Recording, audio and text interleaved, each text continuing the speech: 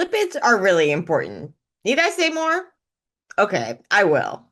When it comes to lipids, it's a lot more than just fats, and lipids play a lot of really important roles in our bodies. Your bodies rely on them for things like compartmentalization, so keeping things in places you want them to be and out of the places that you don't want them to be. Energy storage, we can have like our triacylglycerols, our tags that are going to be really great for kind of just storing energy in these blobs that won't soak up a bunch of water. Speaking of blobs, they're really good for like cushioning and insulation. They're also used in signaling, so we can have membrane lipids that play important signaling roles, and organization. So there are going to be proteins embedded in membranes based on linkages to lipids. And so different types of lipids will play different roles. We have our triacylglycerols, so sometimes these are called triglycerides. These are our tags, those are for storage. We have phospholipids and cholesterol, which is an example of a sterol that are going to be used to make up membranes. And then we have modified lipids that are used for signaling. And then each of those is going to have a lot of variability within them. Unfortunately, in order to appreciate those roles, there's some terminology that we need to get into first, and then we'll get into some of those roles. So let's go. The classification of a lipid is a little bit wishy-washy, but what they all have in common is that they're largely hydrophobic. When we have hydrophobic things, well, then we've got to think about the hydrophobic effects. Basically, because water is polar and water wants to hang out with other water or with other hydrophilic things, other things that can kind of offer some charge or partial charge. If we think about a lipid, we're thinking about mainly hydrocarbon. Hydrocarbons are boring. Water doesn't like them. Therefore, water is going to maximize its interactions to things like other water molecules and minimize its interactions with these lipids. In order to do so, it kind of squishes together those hydrophobic things, those things that it doesn't like, those things that can't offer the favorable binding opportunities. And in this way, you take less water out of commission and having to kind of surround each of those individual things if you push them together. Therefore, by pushing them together, you're freeing up water. When you free up water, you're increasing entropy. Entropy is good. This is good. Hydrophobic effect is therefore driven by this entropy of the release of water that you get because you're pushing the hydrophobic things together and not needing the water to surround each individual one by itself. Once we have all those things pushed together, now even though those hydrocarbons are pretty boring, because of the London dispersion forces, because the fact that the electrons are moving all around randomly, some of them just happen to randomly move around into one side, and then they're squished next to another. Well, then the electrons in that atom are going to squish over too, and then you get a chain reaction, and you can have these molecular interactions form even between these hydrophobic things.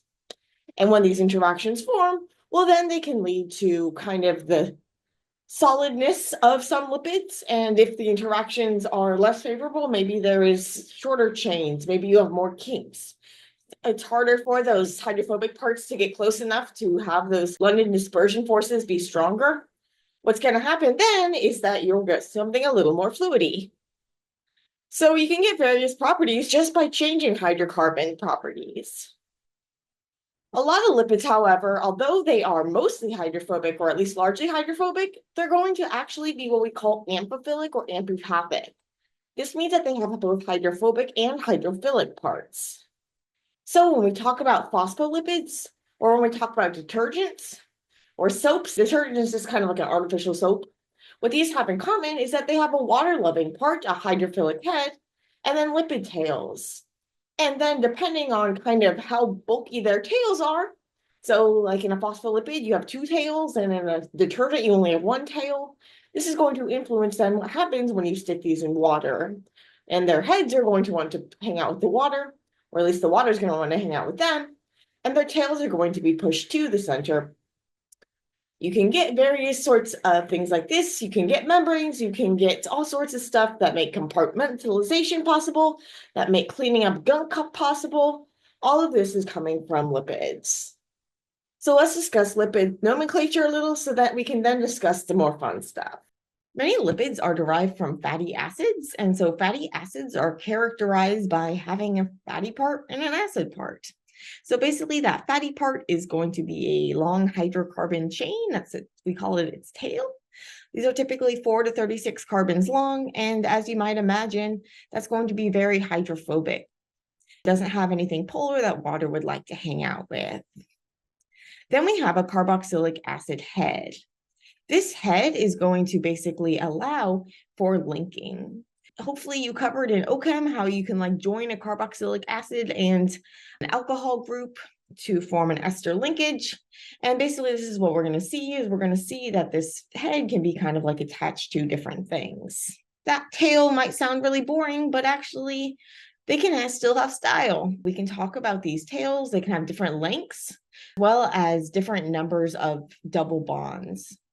So if we talk about like saturated versus unsaturated, with saturated, basically it's saturated with hydrogens. So all of those carbons are bound to their maximal number of hydrogens, meaning that we have all alkane and no alkene linkages. But they can also be unsaturated. When they're unsaturated, instead of being bound to as many hydrogens as possible, well, now they're sharing some of their electrons in a double bond. Now, this could be a cis double bond, in which case you kind of get a kink, or it can be a trans double bond, in which case you get more of a zigzag and not really changing the overall straightness of the chain. And so we'll talk about this more, but those are different terms that we could use. Is this like saturated or unsaturated? We can also talk about the degree of saturation. So if you only have one of those double bonds, we call it monounsaturated. But if you have lots, we call it polyunsaturated. Both types can have different lengths. When it comes to referring to fatty acids, there are a variety of different strategies to go about naming them.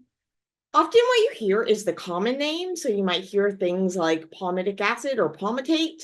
That's our kind of default fatty acid. That's a saturated fatty acid with 16 carbons. And so you can see over here, we have this kind of notation that we can use for fatty acids, where that we have a number of carbons followed by a colon, followed by the number of the double bonds.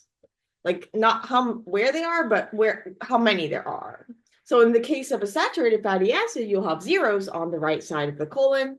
And in the case of palmitic acid or palmitate, we have 16 carbons. We see 16 before the colon. So the saturated fatty acids are easier because they're all just going to have zeros and we don't have to worry about locations of double bonds because they don't have any. But in the case of our unsaturated fatty acids, if we do have these double bonds, we need to refer to where those double bonds are as well as how many there are. So how many there are, that goes back to the number after the colon. And as to the position of them, we're often going to see them kind of written in the superscript when we're dealing with the delta notation. But there's also something called the omega notation. So let me just walk you through what these are real quick.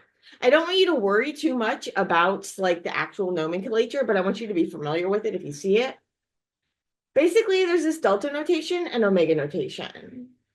Let's start with the omega. So we're starting at the end because, well, omega, that's Greek alphabet, that's the end of the alphabet. And so basically what we have here is we're starting from the end of the fatty acid when we count to find the position of the double bond. And we're going to be lazy with omega notation, and we're only going to look for the position of the first desaturation, the first double bonds. In this case, we go 1, 2, 3, and we see that this is an omega-3 fatty acid. You might have heard about like omega-3 and omega-6 fatty acids in health stuff and things like that.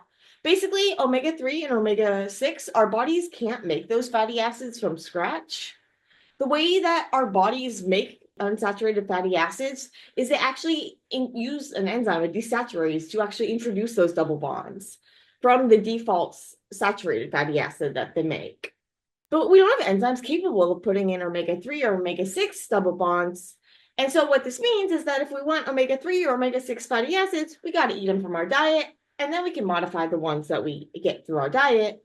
But we need those from our diet originally in order to have them. That was omega notation. So we count from the end to end, and we are going to just count the position of the first one.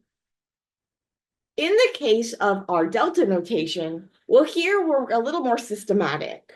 We're going to start at the beginning. We're going to start at the end with our carboxylate. And we're going to count from here. So starting with the carbonyl carbon, we have our 1, 2, 3, 4, 5, 6, 7, 8, 9. So in this case, we have our position at 9. And so we're going to indicate this as this delta superscript 9. And this would be our cis-9 octadecanoic acid. So it's cis because this is a cis double bond.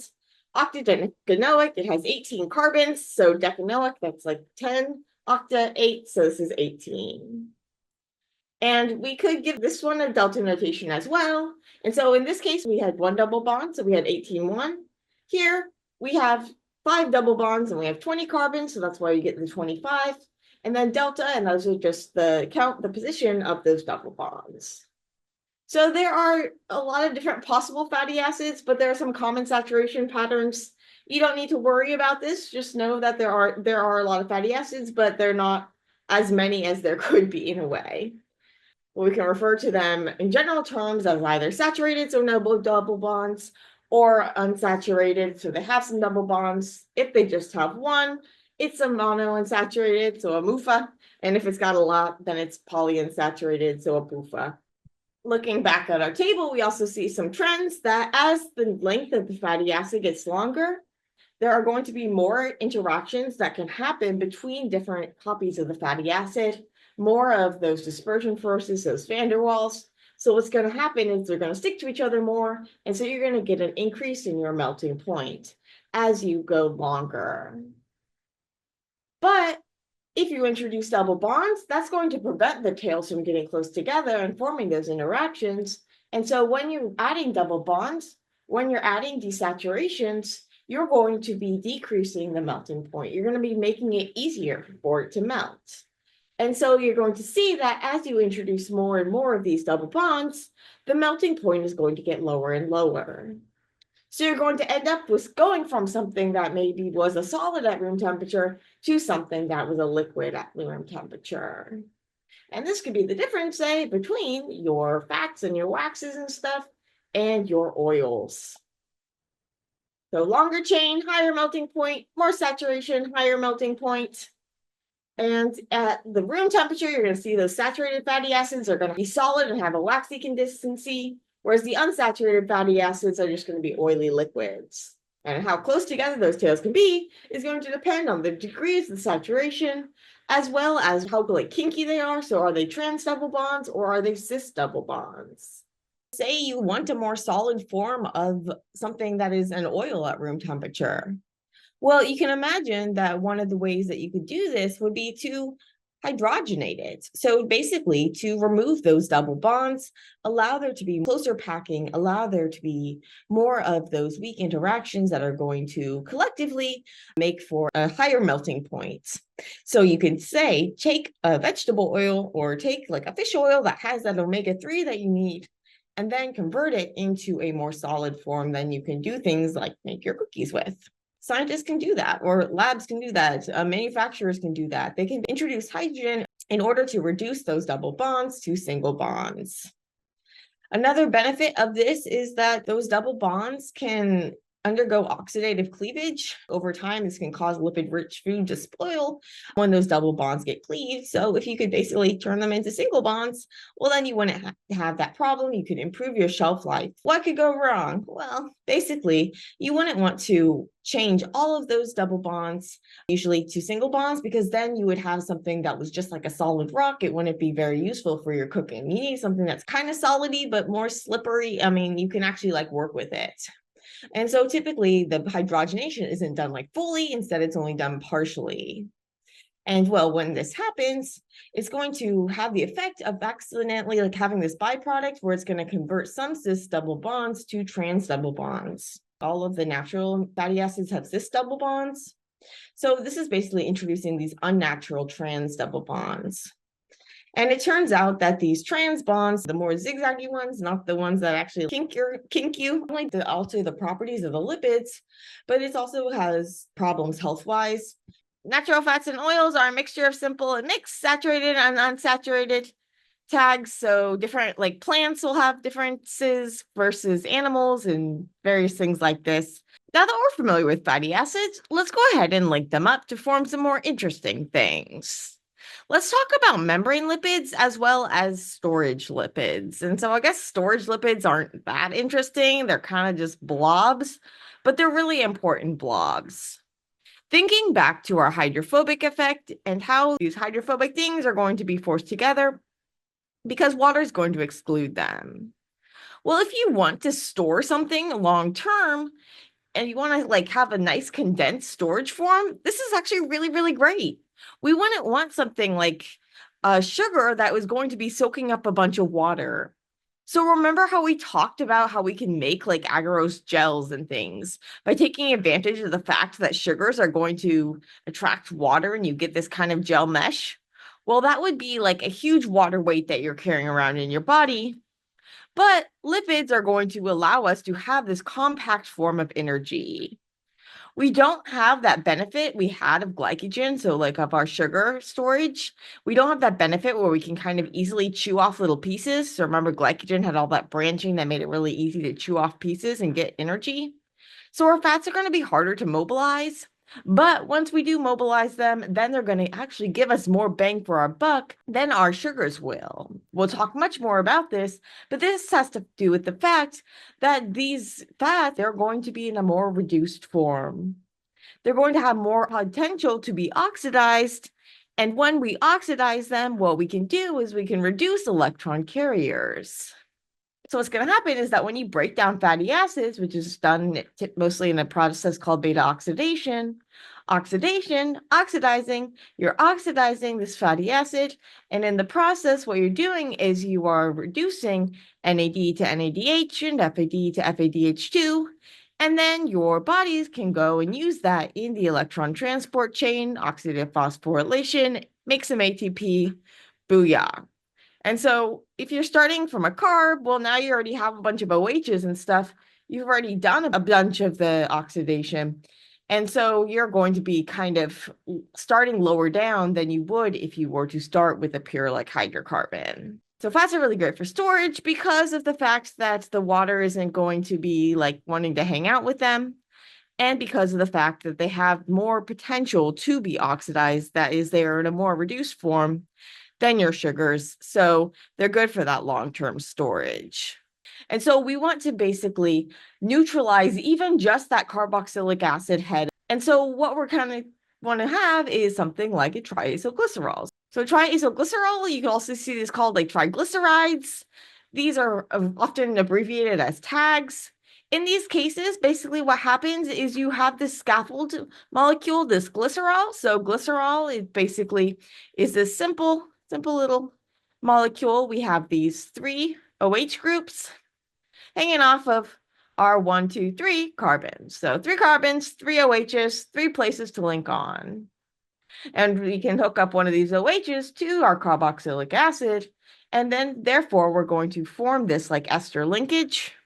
And the triacyl, the acyl part, that refers to a carbonyl next to a carbon next to something. This part is like a generic acyl. And in the case of our triacylglycerols, we have three acyl linkages. So we have like an acyl here, an acyl here, and an acyl here. And so these would be acyl glycerols. And we also can refer to these as ester bonds. And the acyl is just referring to kind of the fact that we have this carbonyl carbon next to something. So acyl is this part, and then the glycerol, it's just kind of a weird naming thing that you don't need to worry about too much, but that's where the name comes from. In a triacylglycerol, like the name suggests, you've got these 3 fatty acids. These fatty acids can be different forms, so you can have different lengths, you can have different degrees of saturations. If you want something that's going to be super duper globby, you wouldn't want much in the way of unsaturation, not much double bonds. Also, when you have the double bonds, you're already kind of oxidizing it part of the way, so you're losing some of the potential to get energy later. The reason why those triacylglycerols were kind of sitting around as blobs is because they're just like really unreactive. They're basically mostly just hydrocarbons. They are really not non-polar, just like fully almost. But what if we have something that is partly hydrophilic and partly hydrophobic? Now, if we were to stick those into water, we can do things like form membranes. And so we can have, say, a phospholipid, which has a hydrophilic head and hydrophobic tails. We can put that into water and get a membrane. And so let's talk about our membrane lipids. So when we talk about membrane lipids, so remember, what do they have to have? They've got to have that hydrophilic head and those hydrophobic tails. And so when we have something like this with hydrophilic and hydrophobic parts, we call it amphiphilic. So amphi for both, and then philic for loving. We can also call these amphipathic.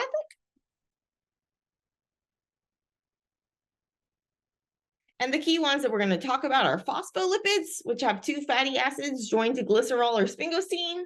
So in the case of our triacylglycerides, we had 3 fatty acids joined, 3 of those tails. And in the case of our phospholipids, we're just going to have 2 tails.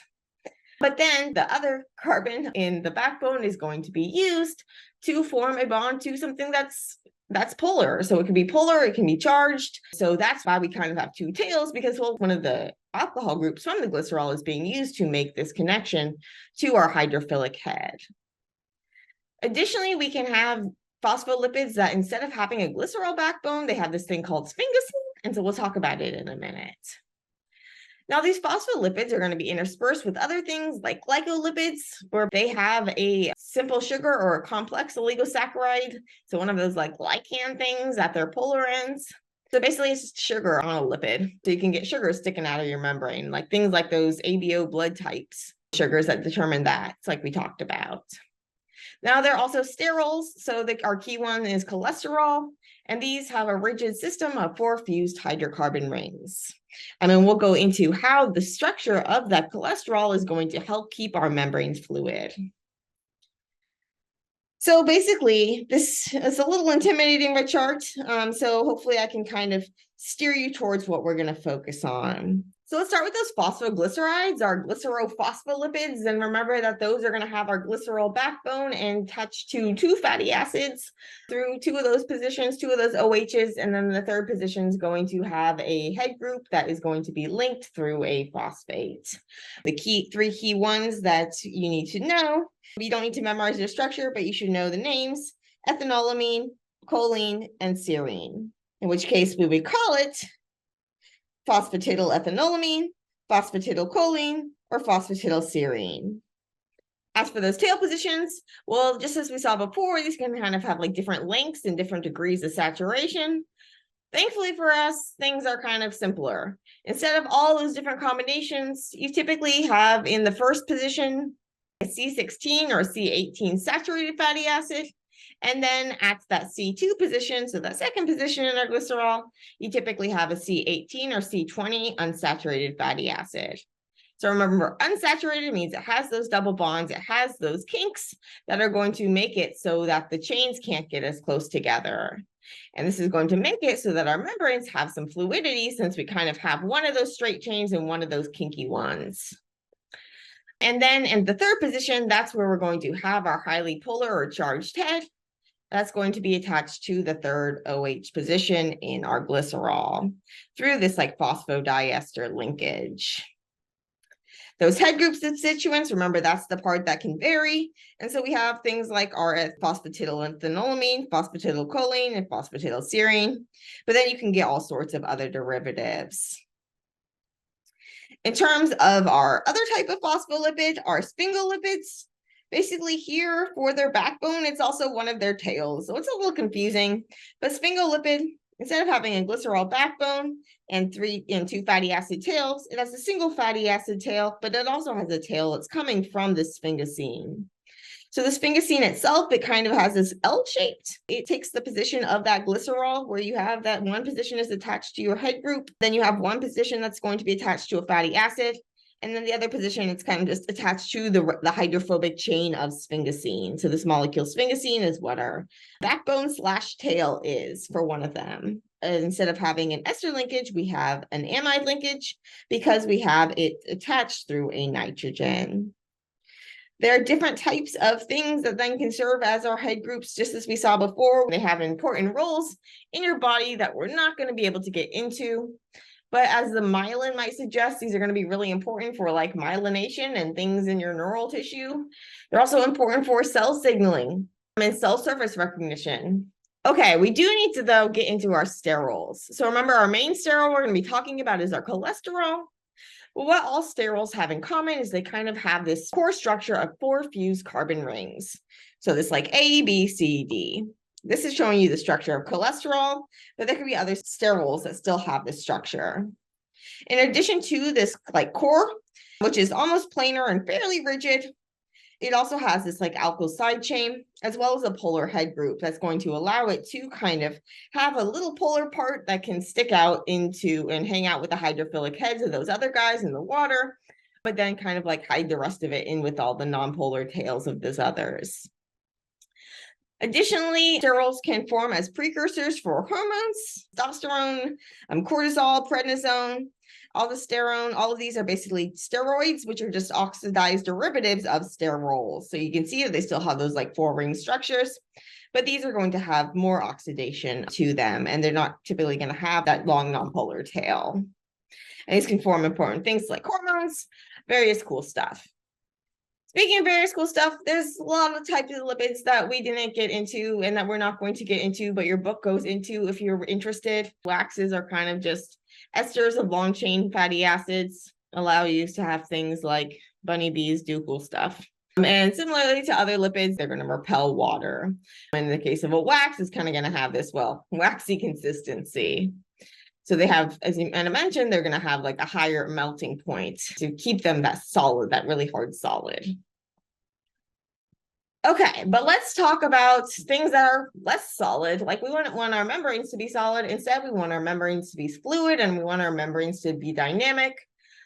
And we need to talk about what's going to happen when our amphiphilic lipids meet water. Not just that super hydrophobic wax that's just going to repel the water, but our amphiphilic lipid, which has that hydrophilic part, which will hang out with the water, and that hydrophobic part, which will be excluded by the water. What would happen if you put that into water? Well, it depends on the shape of that amphiphilic lipid. If you have something like a soap or something like a detergent, or you just have a single tail and a head, where the cross section of that head is going to be greater than that of the side chain, you kind of have like a coney thing. If you stick that into water, what's going to happen is it's going to form this thing called a micelle, where basically all those nonpolar parts are kind of just going to be in the center, and there's no room for anything else around it. So there's no liquid inside of here. We have the single layer, and it's just like this blob of gunk inside and then this hydrophilic outside. You can actually take advantage of micelles in the lab to do things like purify out membrane proteins because they form that nice kind of little lipidy bubble thing. But that wouldn't be very good for our cells if we couldn't have anything liquidy inside of them. And so instead, we need something that instead of having that shape like a cone, we have a shape that's more like a cylinder. And where did we see a shape that was more like a cylinder? Well, with our phospholipids, because remember, we've got those 2 tails there instead of just a single tail. So we have this more cylindrical shape. And now it's not going to be able to form that micelle because it can't kind of compact that way. Instead, in sticking into water, what's going to happen is it's going to form a bilayer. So it's going to form this kind of like sandwich where those hydrophobic tails are going to be in the center and the hydrophilic heads are going to be on the outside. And if you have enough of this that it like folds up on itself, well, now you can get some sort of like vesicle where you actually have liquid inside. And then you have this bilayer membrane. These vesicles are sometimes called liposomes. You have these like small ones, but now imagine that you have a lot of liquid in there. You can get these really, really big compartments. You can have cells. And then inside of cells, you have all sorts of different compartments. So inside of our cells, there's actually like a huge interconnected network of membrane-bound compartments. So we have those like bigger things like our mitochondria, our nucleus, our endoplasmic reticulum, and our Golgi apparatus, which is where the kind of like some proteins are processed and stuff to be made to be secreted or otherwise modified. But then we have smaller compartments like our lysosomes, which break things down, and endosomes, secretory vesicles. We have all sorts of these membrane-bound things that are kind of all interconnected through this dynamic endomembrane system. And different membranes within that system actually have different compositions. So we saw all that variability we could have with our fatty acids and with our phospholipids, with our glycolipids, all those various things. And they're going to differ between different compartments in the cell, between different membrane-bound compartments, and even between the two leaflets of the bilayer. So when we talk about that bilayer, we talk about like the outer leaflet, the one that's actually facing the exterior, and then the inner leaflet, the one that's facing the interior. We call those leaflets, and those can have different compositions of lipids. So we've been talking about lipids, but I've got to tell you, membranes are not just lipids. In fact, about half of the mass of some of our membranes comes from proteins. And so because lipids are much smaller, there's about 15 times more lipid molecules than protein ones in your membrane. And so really thinking in just in terms of lipids is going to miss a lot of the picture. Membrane proteins are super duper important. About a quarter of our protein coding genes are thought to be for membrane proteins, and a lot of drug targets. So when we talk about like membrane proteins, we'll talk about various types of proteins. They can either be on the surface or go through the membrane. They can be transporting things. They can be signaling things, all sorts of really cool stuff. Key thing to know now is that basically the proteins are a really important part of the membrane. And you often hear of this like fluid mosaic model where basically individual lipid and protein units are kind of embedded in a membrane and moving all around. You might hear about stuff like rafts where there are regions that are kind of stiffer. There are various proteins anchored in various regions. The lipids, they can kind of diffuse laterally so they can go side to side, but they need help actually crossing the barrier, flipping to the other side, because we'll remember that that means putting their hydrophilic heads in the hydrophobic surface. And so some of the membrane proteins we'll talk about actually help with that. And so there are flip bases and flop bases and scramblases, and you don't need to know their actual names, but those are fun names. So those are going to help the lipids kind of get where they need to go if they need to switch sides. And so this is a way that your cells can kind of move things from the inside to the outside on the heads of lipids, as well as kind of change the composition of their membranes so that different cellular compartments can kind of specialize. The fluidity of that membrane, the ability for things to actually have that fluid mosaic model, is going to be dependent on the membrane not just kind of being stuck in place. And so if we had membranes that were made up out of that like triacylglyceride, well, not only would it not have that hydrophilic head to do things, but if you had those three tails that were coming really close together, if you had a fully saturated membrane, what's going to happen is that you're going to have that tight packing. You're not going to be able to do that diffusing. You're not going to be able to move things around easily. You're just going to have like a solid clump, which would not be good. We want something that's going to be more fluid. And so that's why we have things like we have our unsaturated fatty acids in our membranes. We introduce those kinks. So remember, you typically have one saturated and one unsaturated fatty acid per phospholipid. So that we can get those kinks, we can get some of that fluidity. And we also have that sterol. We're going to have that cholesterol that we'll talk more about in a second, because it's going to play a key role in dictating the fluidity. What also dictates the fluidity, though, is temperature. So even if you have that beef fat, if you get it hot enough, you can melt it. Similarly, instead of talking about like a melting temperature, when we talk about our membranes, which are this like heterogeneous mixture, so basically you have a bunch of different stuff in there, we talk about this like transition temperature. Below that transition temperature, things are kind of more like solidy, they're kind of like stuck in place. But then above that, you get this more disordered. You get things moving around, because remember, what is temperature? Temperature is just like heat, it's energy. It's the amount of like energy that they have. And so if they have more energy, they're able to move around more, they're going to have more fluid composition, more disorder. And so if you have an energy that's enough for that, that's what you're going to see. But below that, you're going to see kings kind of just like stuck in place more. And that transition point, we call the transition temperature. Now we call it a temperature, but really it's not like everything goes from one to the other like instantaneously. So instead it's more of a kind of like range. If you just had phospholipids, you would see that you would have this kind of sharp inflection point at your TM. And basically what this would mean was that you didn't have much of that wiggle room. And so if you were to go slightly above the TM, well, now you would have everything kind of be all liquidy, all like oily kind of. But if you were to go below it, you would have things be all solid really quickly. So you wouldn't have much of a buffering area. You could quickly get yourself in trouble, have your cells all melty, or have your cells all like stuck in place. And so we need to add this sort of buffer. And the buffer that we're going to use is going to be our cholesterol. So not a pH buffer, we're not talking about pH here, but just a buffer in terms of kind of allowing ourselves a little bit of safety space so that we don't have that sharp transition. In this case, what we're going to use is our cholesterol. So remember, cholesterol was an example of a sterol. It's got those 4 rings, and then it's got the hydrocarbon tail, and then it had that OH on the end. It's that one little polar part so that it could hang out with those polar head groups. But then the non-polar part is going to be interacting with the phospholipid tail next to it. And because this ring system is going to be less flexible, it's kind of going to stiffen up this region. Then you're still going to, at the end, kind of get a more fluid region. But you can think of this cholesterol as kind of like interacting with these things. If you're at high temperatures, when all the stuff around it is able to be really flexible, when all of this region of the phospholipids kind of like moving all around, well, here the cholesterol, its ring system can't move around easily. And so this is going to help stiffen things up when you're at those high temperatures. And it's going to reduce the fluidity at those high temperatures.